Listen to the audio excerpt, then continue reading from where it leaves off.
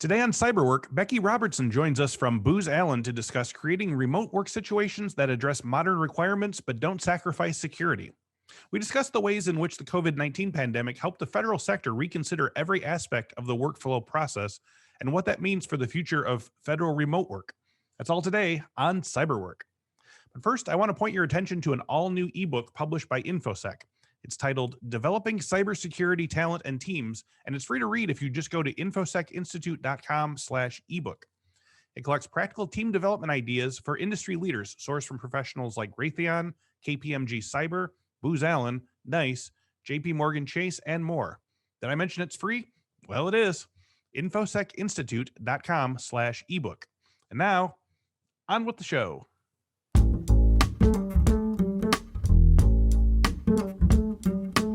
Welcome to this week's episode of the Cyberwork with Infosec podcast.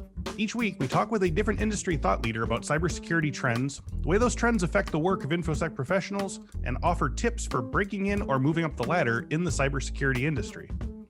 Becky Robertson is a leader in Booz Allen's cybersecurity practice.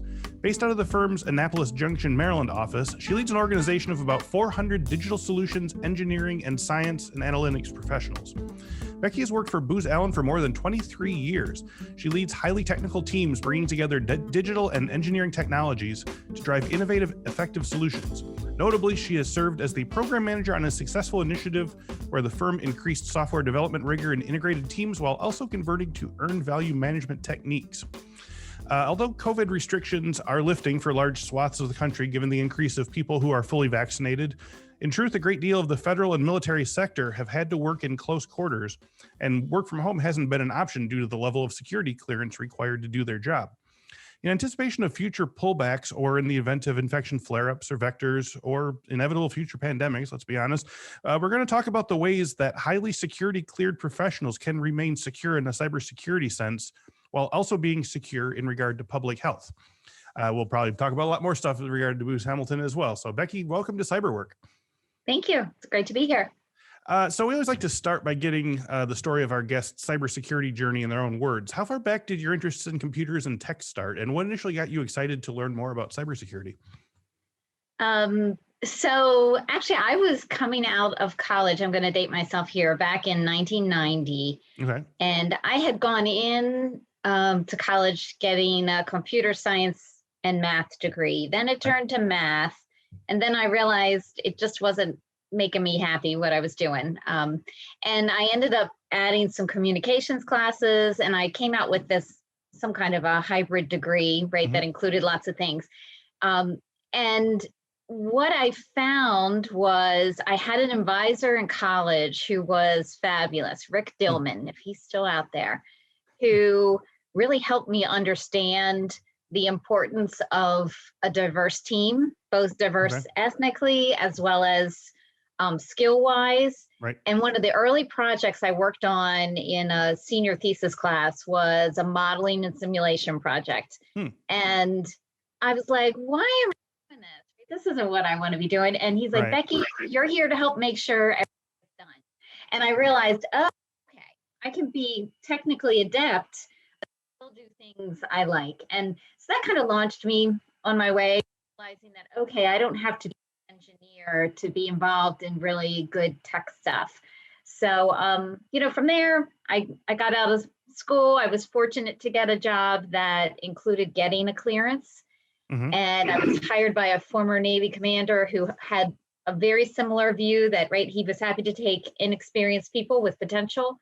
And from there, I soon ended up at Booz Allen a few years later. And, it's been a series of, I think, fortunate events for me that I've been able to kind of get in what I consider to be the inception of what people call cyber today, right? We were cyber before cyber was cool. So yeah, or even before, it's a cool journey. Or even before people knew what it was. It seems like, I always like talking to people who were learning cybersecurity when cybersecurity was, everyone was learning it because it was a new thing. Yeah. There have been a number of waves, and I feel really fortunate that I've been able to not just witness, but be part of those waves. So it was a cool time to be joining the workforce and kind of growing up in the IC. Now, can you talk a little bit about like how how the practice and the study and the work of cybersecurity has changed since those early days when you were just kind of getting your hands around what it actually was? Like, what are some of the things that surprise you? I mean, did you ever imagine, in the 90s that you would be part of something that would require, a presidential directive, on cybersecurity? I sure wish I thought more about that. In the time, there's probably a lot I could have done if I'd known Right. that. Um, it's not surprising. I think when I started, it felt more of a cowboy mentality. Right. Yeah, Wild Um, West. Yeah. yeah, there weren't a lot of rules, and now there's rules, and that's for good reason. Mhm. But I think at the same time, there is such incredible opportunity now that wasn't there before. And so, it's good. It's challenging. Every day is a new challenge. And so it's exciting, and it opens up opportunities for our staff too, right? Hmm. Hmm. It's not just a business perspective for me. It's always been about the people I get to work with and collaborate with. So to me, that's the really exciting part, is that there is an expanding universe that our experts get to be a part of, and it's really cool. Your career background travels through several spaces based in large part around the U.S. federal government and the Department of Defense. What are some of the major projects or areas of study or promotions that brought you to where you are in your position at VP at Booz Allen? I mean, Yeah. can you speak at all to staying with the same company for 25 years in an industry where people are often conditioned to pull up stakes every 3 to 5 years? Yeah. Yeah. So before I came to Booz Allen, I worked at two other defense contractors. Hmm. And they were very different experiences, but I'm a firm believer that they made me who I am today. So they were good experiences. Hmm. I'll admit I feel like sometimes I'm the feather in Forrest Gump, right? I was just on the breeze and riding the Right. breeze somewhere, but I had great clients, great mentors, great leaders around me. And the key was really that people always encouraged me to find a way to say yes and pivot when things came up. And I'm kind of competitive, so that wasn't always hard to do. It was more of a balance thing, right? How do you Right. balance real life and your career, that kind of stuff.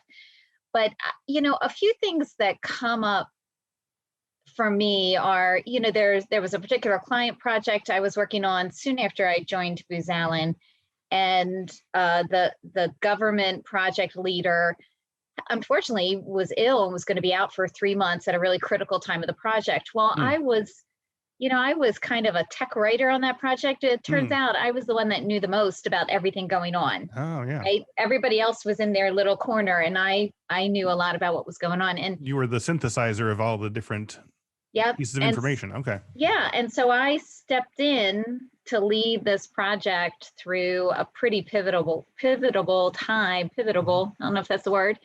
I'll take it. Time, but and it was an eye opener to me. I think it really solidified my role with a lot of the engineers I was working with, and I think it helped. It certainly helped me in my career. Right, it was Yeah. something that was a big success, and I was pleased to have been a part of it. That's always been my motivation, right?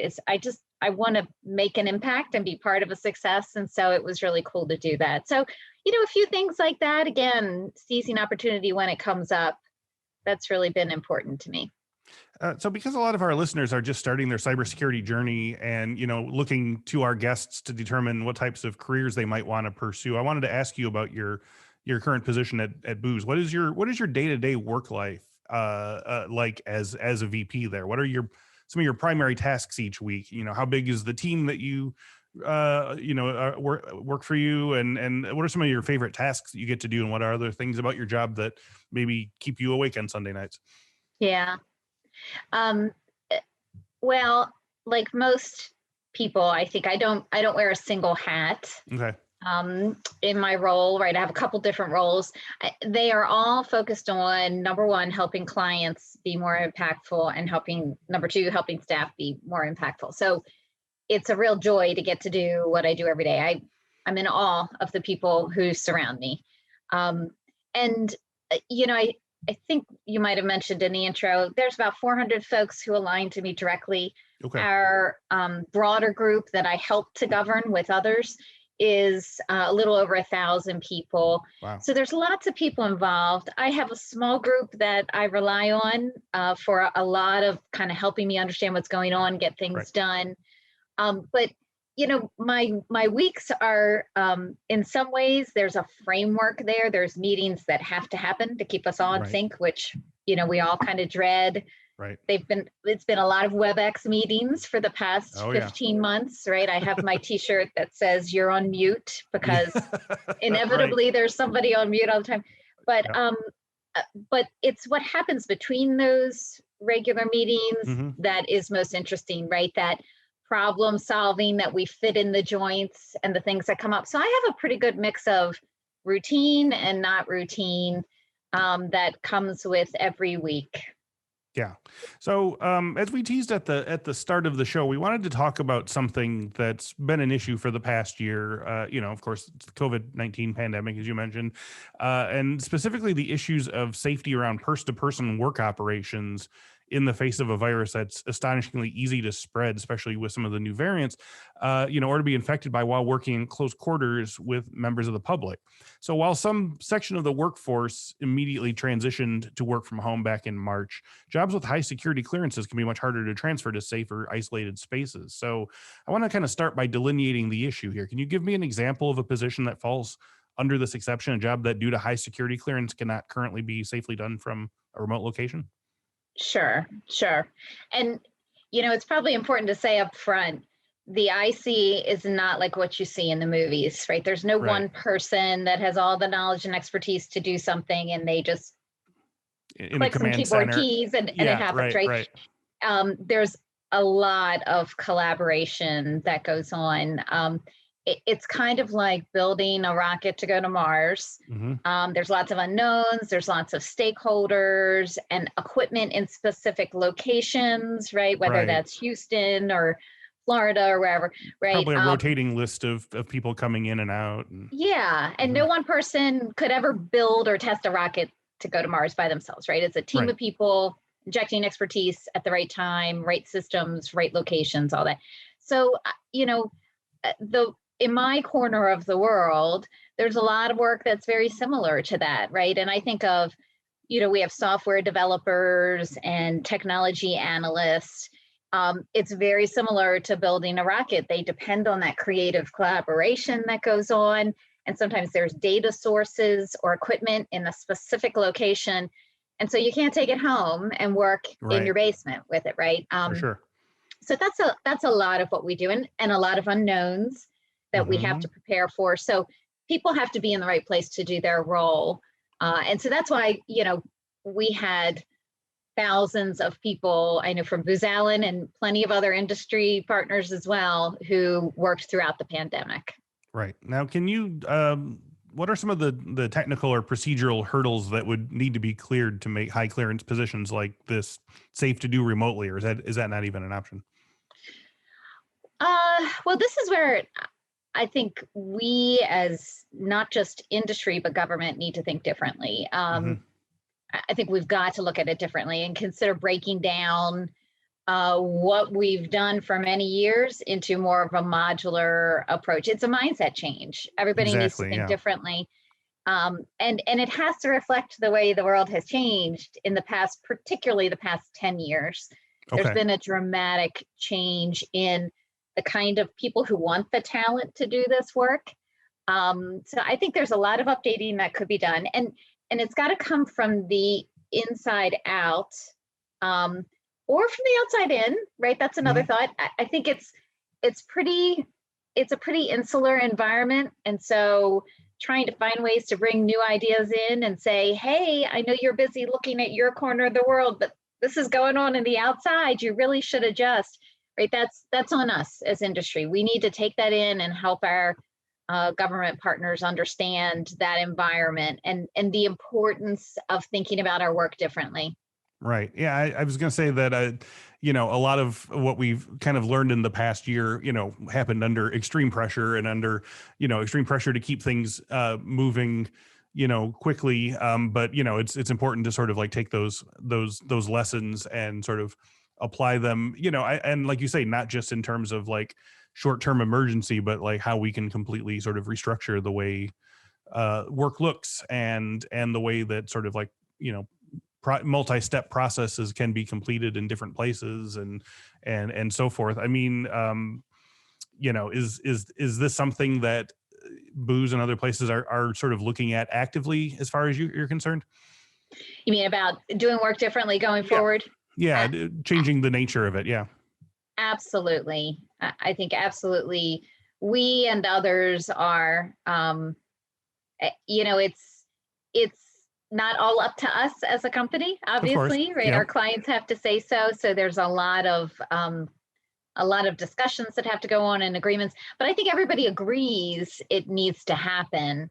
The pace of it happening is never satisfactory. Right.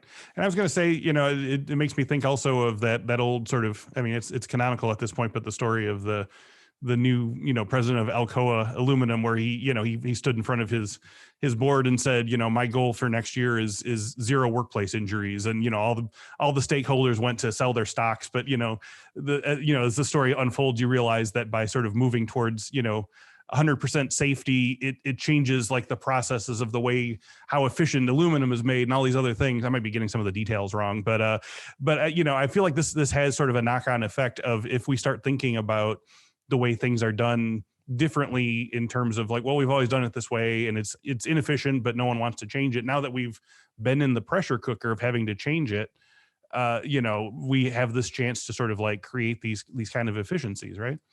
Yeah. We have an obligation to look at this work differently, right? We have to, in order to survive, we as an IC community have to look at things differently. So I agree with you. So roughly how many people could be affected by technical or procedural changes like this? I mean, how many employees or vendors are currently having to work in middling or, not less safe conditions, but, concerning conditions because of difficulties in making them, more remote? Yeah, I guess, well, I'd start by saying I don't think they're in unsafe conditions. Of course, yeah. I know our top priority as a firm has been keeping people safe. Right. And I think our clients went out of their way to do what they could to help earn the confidence of the workforce in these really trying times. And that includes, we were supported by Section 3610 of the CARES Act, which was just indispensable in helping maintain our cleared workforce. We put a lot of extra checks in place for our staff. We had testing at our site. We had home COVID testing that people could do as often as they wanted to. We had extra cleaning supplies, lunches. We provide lunches, right? So I think everyone went out of their way to make it as safe as possible. But all that said, to answer your question, I think there are hundreds of thousands of professionals who could be impacted by this. And frankly, those people recognize the gravity of their work and still came in to support their critical client missions. So, I mean, I just couldn't be prouder of our company, of our industry, and just how everyone came together and recognized, okay, this isn't just any old job. What I do really matters, and I need to be here, and I need to find a way to do it safely. So, yeah, I think these disruptions, to your point earlier, could happen again.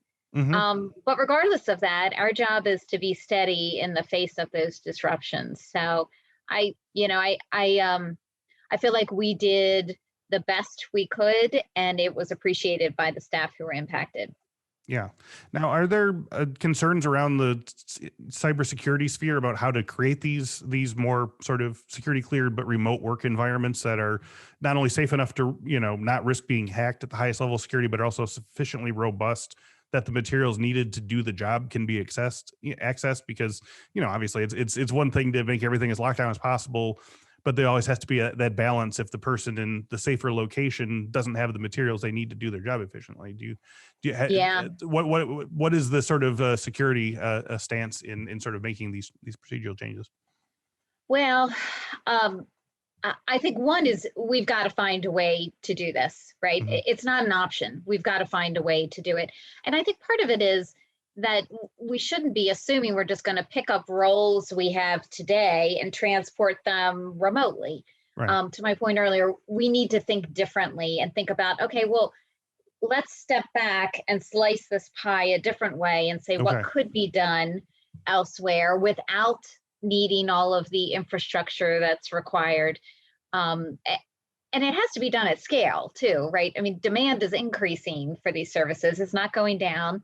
It's harder for us to find the talent we need because there is this whole other universe that's come into being. About 10 years ago, we started feeling it, where commercial cyber was becoming attractive to people that previously had been, only IC resources. So I think these two universes, I think of them as coming together now. We need to treat them as a single universe. We shouldn't be thinking it's them and us. It's one universe.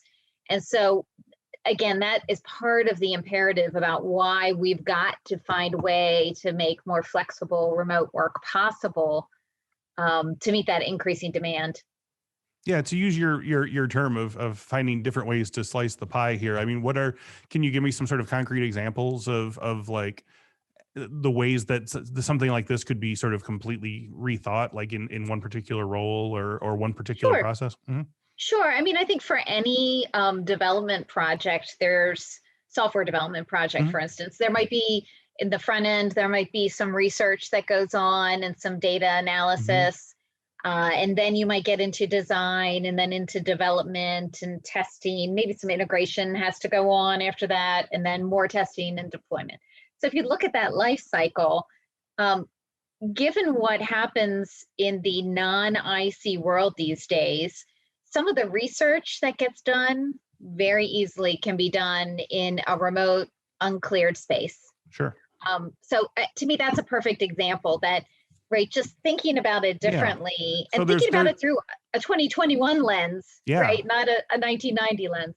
Yeah, so there's an aspect where you can sort of partition the workflow in such a way that you can sort of cut out certain non-clearance required things to be done in other places, and so you're basically sort of like breaking maybe a 6-step process into a 13-step process, but in doing so you're able to sort of save only the most security cleared necessary things for the sort of in-person thing or in the different situation. Yeah.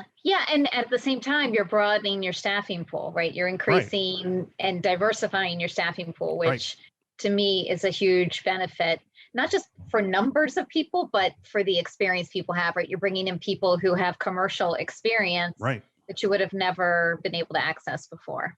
That moves nicely in my next question. With all of these predictions of in-house or out of office or hybrid work situations for the future of security work in the coming years, what advice or tips would you have for students or early professionals, many of whom listen to our show are have indicated that they have are just beginning their career trip? What advice or tips would you have for these people who are looking for work in a cybersecurity role in a federal or defense sphere? Yeah. So full disclosure, I have 2 college-age children. One actually just graduated from high school, so she's my freshman going into college. But I would say the same thing I tell them, which is no matter what career field you are pursuing, it always pays to be a curious, engaged, active stakeholder in what you're doing, right? Even if you are not an owner of what you're doing, act like an owner, right? Care about it and be curious. I mean, that curiosity piece to me is part of it. So many people get caught up in trying to be the expert in the room or feeling somehow that they don't deserve to be in the room.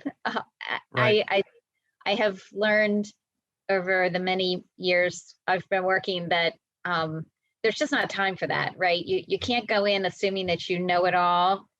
You need to seek knowledge. You need to ask questions. You can't be afraid to look stupid. You need to be collaborative, right? You need to help others grow, right? Everybody will lift each other up. It's such a more effective model in the long run. So to me, whether you're an accountant, you're an HVAC mechanic, or a data scientist, or cyber professional, or whatever, you need to be ready to be curious and engaged. So I think that applies throughout the cyber ecosystem, right? You need to be curious about the technologies that are important, about opportunities, about threats, and understanding how they fit into your client challenges. And if you don't know your client's full picture, seek that, right? Seek people who can help you understand it. So curiosity to me is such a valuable trait. So what types of positions in the cybersecurity sphere are especially in demand in where you are in the federal defense industry? What type of, are there like high demand for pen testers, security engineers, risk analysts, all of the above? What do you see currently people are eagerly trying to fill at this moment? Yeah, as I mentioned earlier, I don't think the federal defense industry can afford to think of themselves as a unique industry anymore. There are characteristics that are unique, but they're not anymore. They are pulling from the same talent pool that others are pulling through across many, many sectors, right? And lots of overlapping missions, I'll say, between both commercial, private, and federal. So cyber is such a broad term. I think you really can find any kind of specialty these days existing within that broader cyber ecosystem. So I think it really transcends industry. It's in health, it's in transportation, it's in finance and banking, right? It's across every industry now. All that having been said, I do think while there's opportunity just about anywhere, some of the specific things I'm seeing, particularly, with the pandemic, there was a critical need for that kind of advanced, very flexible, secure technology platforms. So that's an interesting angle that I don't think is going to go away to our discussion about working remotely, right? I think that's going to continue. But then in general, right, you look at if you think of the general technology trends that are out there, right? Cloud integration, which some may think most of the world has already gone through. Well, the IC hasn't always gone through it at the same pace as the rest of the world.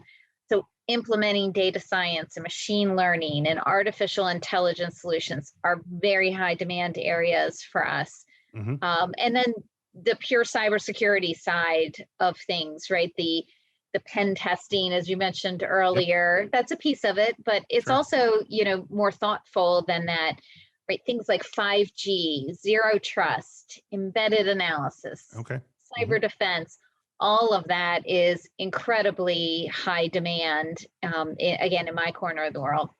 So for people who are again, just getting started or maybe still in college or sort of examining their options, but they know that they want to sort of get into sort of federal roles, are there any particular, obviously, security clearances and things are things they need to start thinking about and preparing for, but are there any other sort of skills or like what would be your sort of like your all-in-one starter kit for like, I want to, get working in the federal government and I don't know where to start. Like where would you start apart from continuing your cyber training?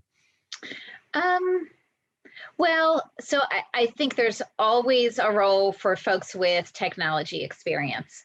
So whether that's as a software developer, a systems engineer, some kind of a data scientist, I think all those roles have there's a very strong need for those. I think, I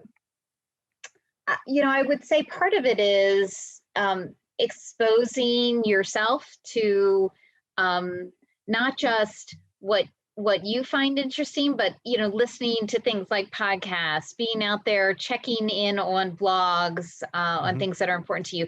Kind of the networking piece, which isn't a word I like to use because it scares me a little bit. I'm not into networking, but I learned I had to do it.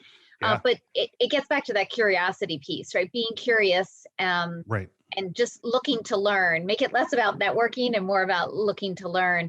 I think that's the best thing you can do. And if seriously, I think just about any degree could launch you into this work. I don't think it's about having to have an engineering degree. Right. So we talk a lot on the show about the skills gap in cybersecurity, specifically in the private sector. But there's where there's more positions to be filled than there are qualified candidates to fill them. Does the federal sector have a similar problem in your experience? Yeah. as I said, I mean, they're a shared space now. They're fused together, federal and private. And so, and that's not going to be undone. I think that's just where we are. So it's interesting. I've seen many of our industry partners treat them as two separate spaces. And I think that is mostly a risk mitigation thing for them, right? They don't want to get in trouble by sharing something they shouldn't share. Right. It just makes it a lot cleaner. But in the long run, I don't think that really helps their clients. So I know within Booz Allen, our approach has been different, that we think there is a tremendous amount to be gained by building a bridge between those two different sectors.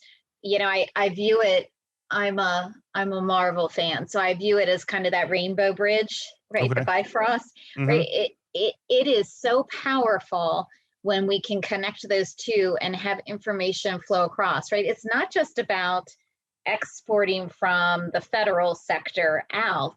It is about pulling in, and not even just pulling in information, but if you allow people to go across that rainbow bridge and come back, think of the knowledge and experience they're bringing with them. So we see it as a huge win for our clients' mission, number one, but number two, and it's a close number two, is for our staff, creating opportunity for staff who, you know, we've got a pretty wide range of generations in the workforce. Some folks have spent their entire career in the federal space and are curious and want to give it a try. Others are, you know, mid-career and they're like, well, if I'm ever going to make a move, now's it, right? So we love being able to give them the opportunity to do some more of that private or commercial sector work.